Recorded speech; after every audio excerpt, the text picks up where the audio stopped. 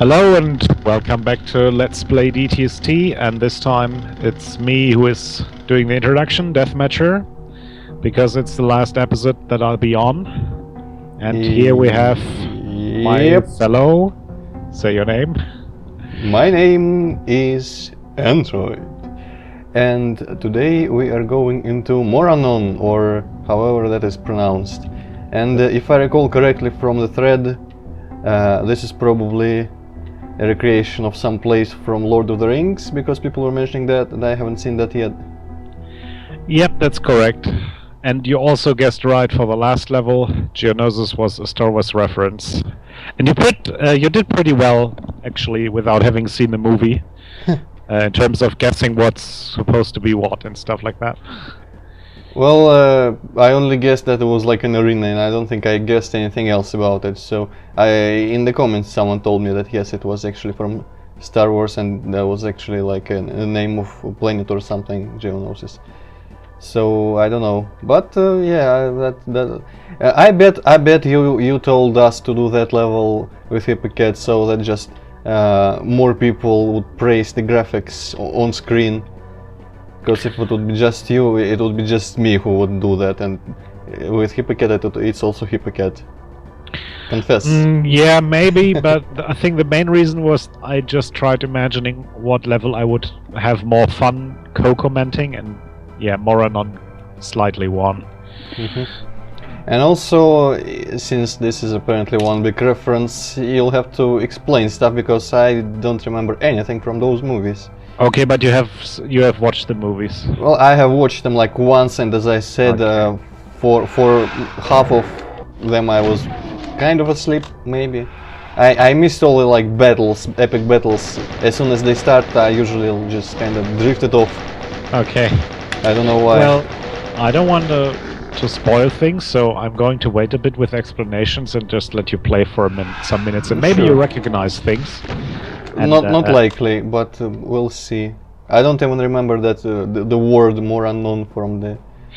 I don't think it actually appears in the movies. It's it's like a nerd knowledge that you only know by reading wikis in the book and stuff like that.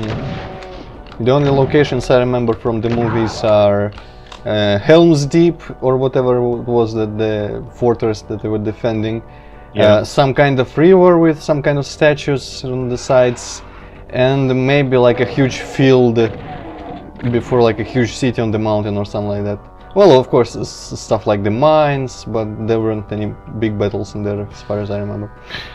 Yeah, I don't remember anything like Mordor or whatever it was, like the evil guy's territory. I don't remember anything about that, so yeah, I did a pretty good job comprehending the movies. The level is more about towards the ending of the films, like movie 2 and 3. But yeah, we'll see. When you get there, I'll tell you more stuff about it. Alright, sounds like a plan. And also, now I'm wondering slightly, because I think, yeah, there's another way to go there. And the tradition demands that when I'm faced with multiple ways to go, I go into one. Oh, okay. Damn it. I should have gone here first. Go into one, go far enough, and then turn around and just go into another one. Yeah, actually, I don't think you're alone here. I do the exact same thing when I'm faced with multiple ways to go. I go into one corridor, and then I think maybe it would have been better to go the other way, and then I just have to explore that one before going back. I think many people do it that way. Well, yeah, probably. I haven't seen very many people play Doom, admittedly, other than myself and I don't know, Hippocate and Alfonso and some other guy probably at some point. But yeah, that's. I guess maybe some people just don't really care about exploring the whole level, and they just. Oh, damn it! I wasn't saving. Alright, serious this time. And they just kind of go wherever they go, and if it happens to be the right way, they don't care that they missed like half an optional stuff. And I envy those people, because I would like to also not care so much, do not bother.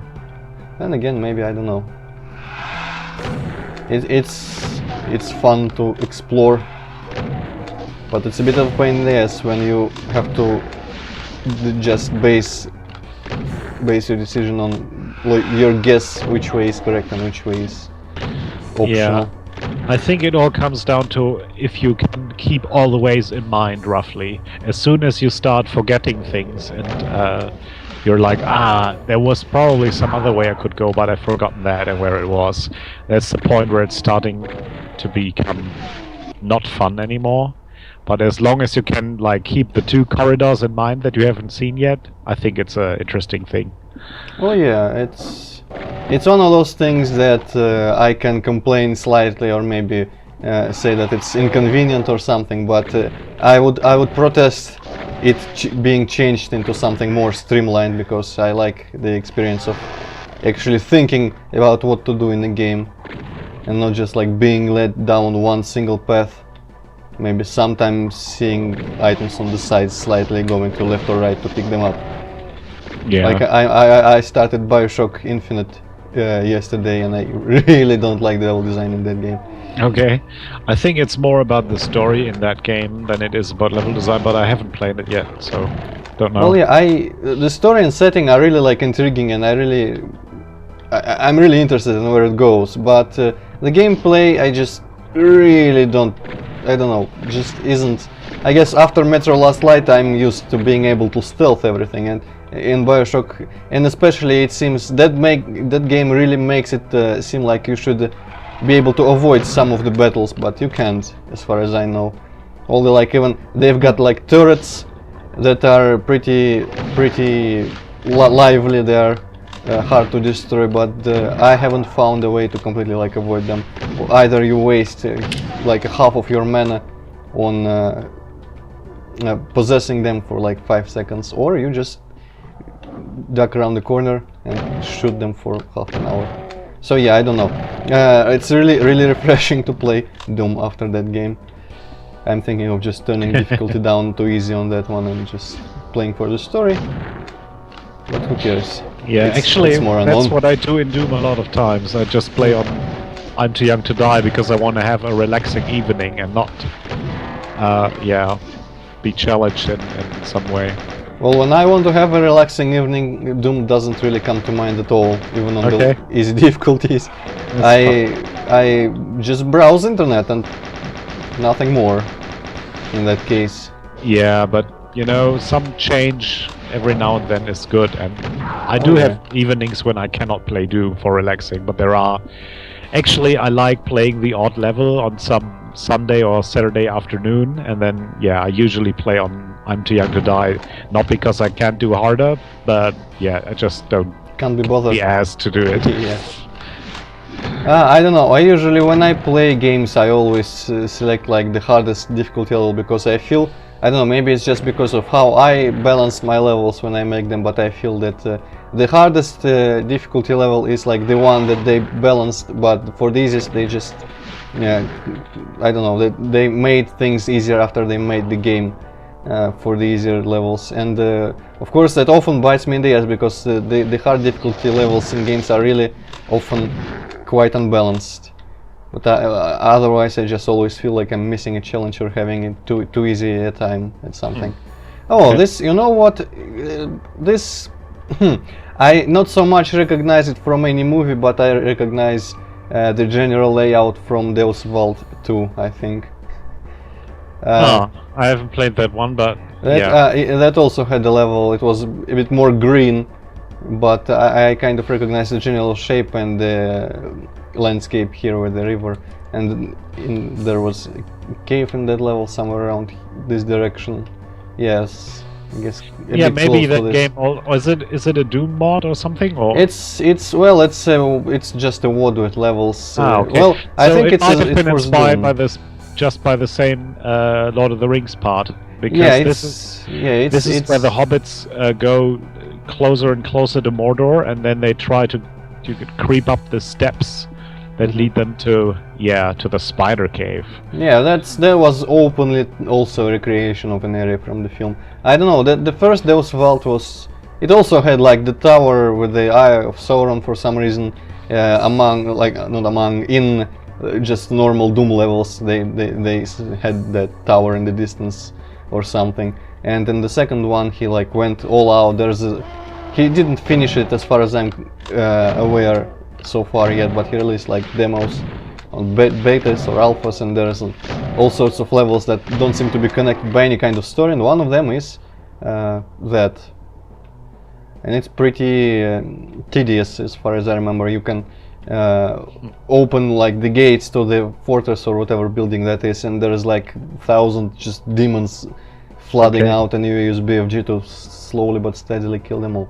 Also, what's this supposed to be, these little things here? Now that's a little joke for all the people that know the films very well, and actually from the comments I read, quite a lot of people got it. This is actually the lembas bread that the hobbits have for provisioning, and then Gollum crumbles the bread off of the cliff in order to make it look like one of the hobbits ate everything, so that they get on each other's throats. Yeah, that's a kind of a well, I wouldn't say joke, because as you told me, jokes are supposed to be funny. It's a reference to the movies. You learned a valuable lesson that day when I told you that. Yeah. Yes, I was going to check actually, yeah, and in this version I cannot really go in there. Let's see if I can find anything around water here. Surely you couldn't have just made this giant expanse of water without a reason, surely.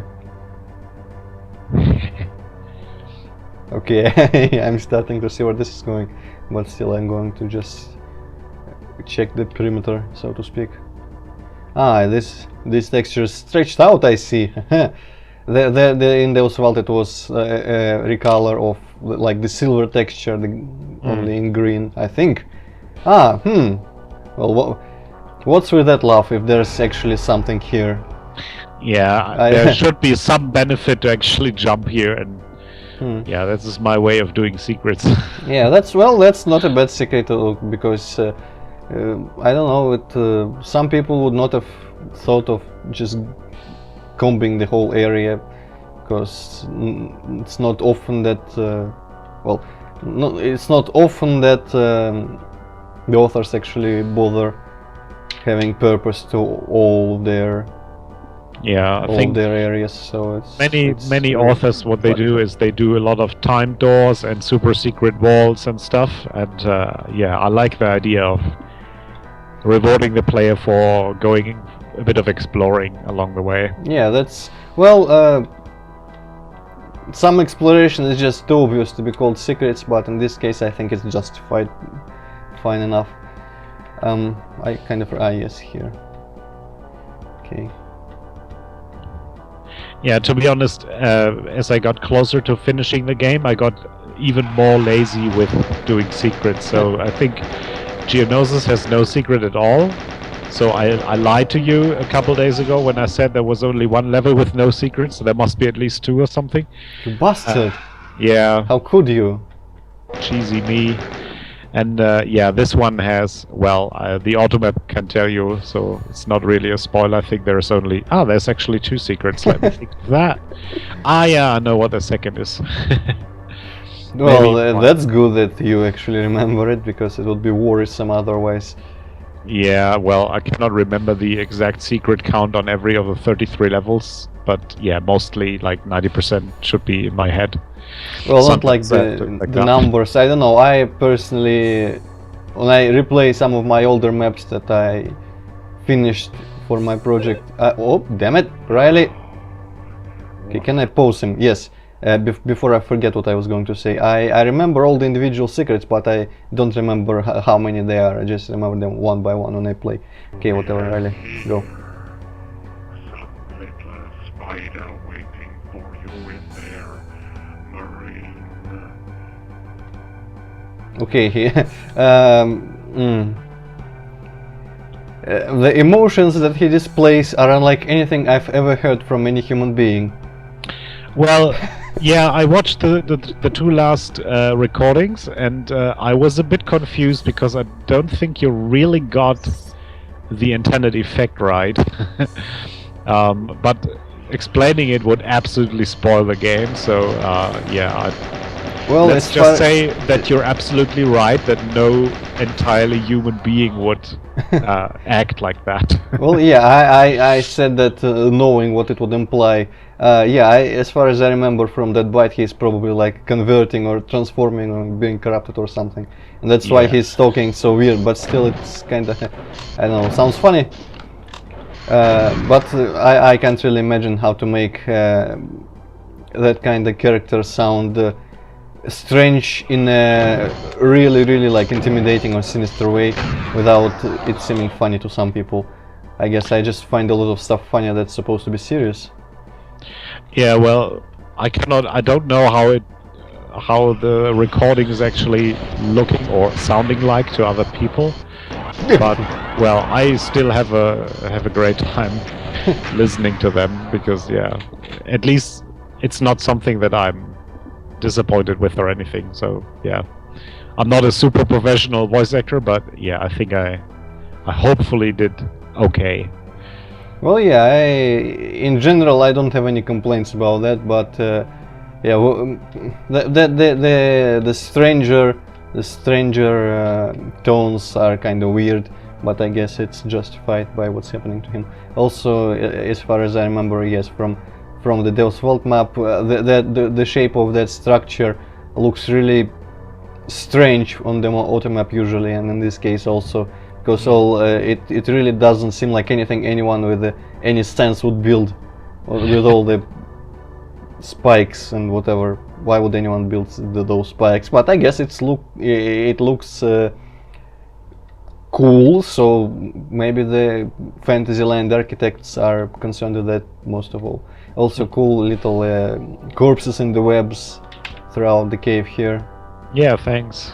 That one I is really wriggling. wanted to invoke this feeling of yeah, the player going through the spider cave of the film. And I remember it's quite foggy in the film as well, so yeah. I had a lot of issues with fog in this level actually, and I did a lot of tricks to make it well less ugly in certain spots, and yeah, hopefully I didn't totally fuck up. Well, I haven't noticed anything that stood out as like ugly, so I guess so far it's a good job. Also, I do like how you're continuously treating the Arachnotrons as more. You like remember that they are like spiders, and in the previous levels I remember them being falling from the ceiling and stuff, and there is spider webs usually around them. Yeah. They aren't really, even though they're called Arachnotrons and the spider demon also, they aren't usually associated in people's minds with spiders, because probably they have like 4 legs and they're mechanical and all that, but... Oh! Nope. Damn it! I hope you saved. Oh yeah, you did. I don't remember doing that, but apparently I did. I don't remember either. Oh yeah, actually I think I actually placed some autosave here via script. Because yeah, basically a spider mastermind ambush is not really fair, so I think this is one of the 2 spots in the entire game where I actually let a script autosave. Well, I think actually autosaves are... I didn't really know that it would be done in Doom via scripts, but if I was doing levels where scripting was enabled, I would make a lot of autosave spots everywhere, because it's just more convenient for people, even people who make a point of not saving by themselves. If they get killed, the autosave can still save them a little bit, I guess. Well, I didn't want to turn it into some modern game in terms of that every 10 meters it's like saving, but yeah. Actually, I kinda like some of the modern games approach today with the checkpoints, because even though I appreciate being able to save at any point, sometimes it trivializes like everything completely, because you can save after killing every enemy. Yes, and well, I don't know, for some games it works better than others. Like for example, in Metro I didn't have problem with that, even though it was a really stupid system where if you decided to return to like replay a previous chapter, that you could select from the chapter select in the menu, your one single autosave, which is like the only save slot for the game that you have, gets overwritten, and if you were in the middle of another chapter, say goodbye to that progress, and you'll have to select that chapter from the chapter select then and replay it. But I still didn't have many problems with it. But in Bioshock Infinite, it's so much worse, even though the concept is pretty much like that. It's when you get killed, and you get killed really easily, at least on hard, they revive you against your will pretty much and subtract a lot of money from your money count. And to avoid that, because I really don't like having my money taken away from me for dying, I prefer to just retry on the same terms. I have to go into the menu and restart on the last checkpoint, and those checkpoints are way more sparse than they should have been. So that's, yeah. But I think it can be done right, and the gameplay just becomes a little bit more tense when you are faced with the possibility of having to replay a bit more than you would like to if you fail. Also, this kind of funny looking face. You really like making the switches as small as possible. I don't think I necessarily want to make them very small, but sometimes I feel like cutting a small portion, an interactive portion out of the switch texture, just make it look a bit different than the usual big switch. That's the more of a, of the reason for it. The case in the last level with the lever that when the texture changes onto the on or off, whatever the second, the lever is like inside the geometry down there. That was a bit too much of this. Yeah, well, I usually just do it to have a bit more variety without actually adding new switch textures. And I shot at the red here out of whatever instinct. I really sat there at the end and thought which levels could have the rats in them.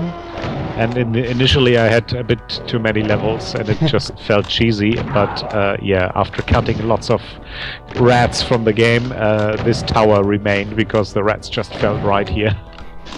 Well, you know, you could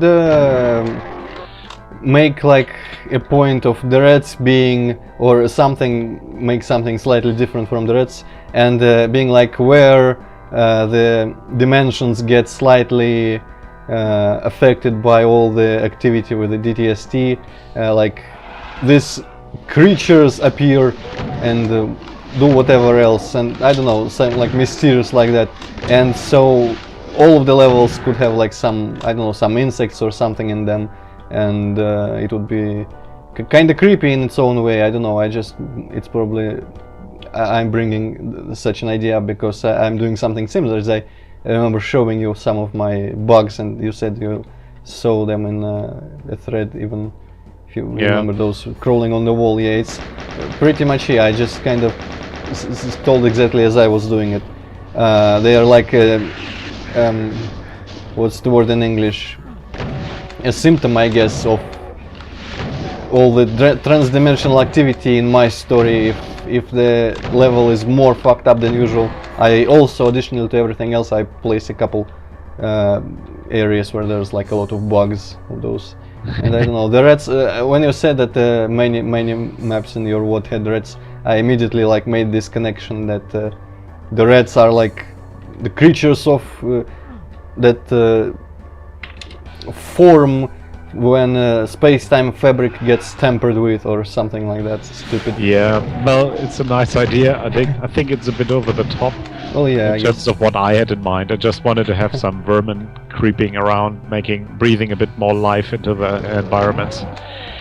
Well, yeah, but when there is like only one kind across all dimensions, it's more noticeable than if you had like maybe in the fantasy you'd have rats, and the other you'd have different, maybe in the space station episode you could have like Half-Life style little bugs or whatever. But I don't know if you were willing to be bothered to like draw the sprites or whatever. Ooh, scary. Yeah, hopefully you got scared. Well, what was missing was like a scream, really loud sound, because I'm used in Doom to doors suddenly opening when I pick something up. Yeah, fair enough.